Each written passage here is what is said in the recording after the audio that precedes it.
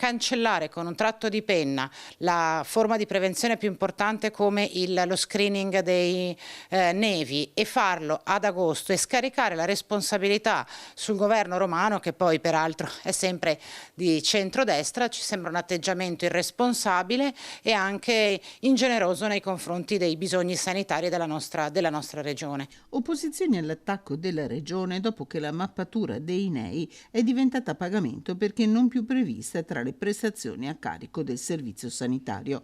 Non una scelta del Veneto, ha precisato in un comunicato alla regione, bensì un aggiornamento stabilito a livello nazionale con l'entrata in vigore del nuovo nomenclatore tariffario dei livelli essenziali di assistenza, LEA.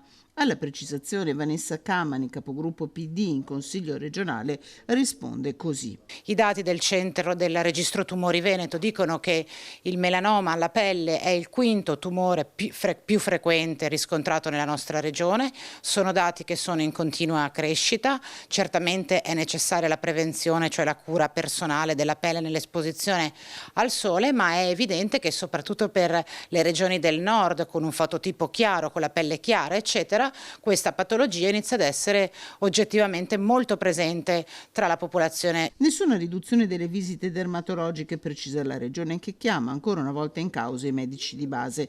Sul punto i consiglieri di minoranza sono pronti a dare battaglia a Palazzo Ferrofini con la presentazione di una mozione urgente rivolta al presidente Luca Zaia e all'assessore alla sanità Manuela Lanzarin. Se il governo di destra lo ha cancellato dai LEA, il governo di destra del Veneto dovrebbe reinserirlo come prestazione extra LEA, soprattutto per le persone che hanno una familiarità, che hanno già avuto un episodio di melanoma, che hanno un fototipo di predisposizione, quindi pelle chiara, occhi chiari, capelli chiari, o che hanno una presenza significativa di NEI.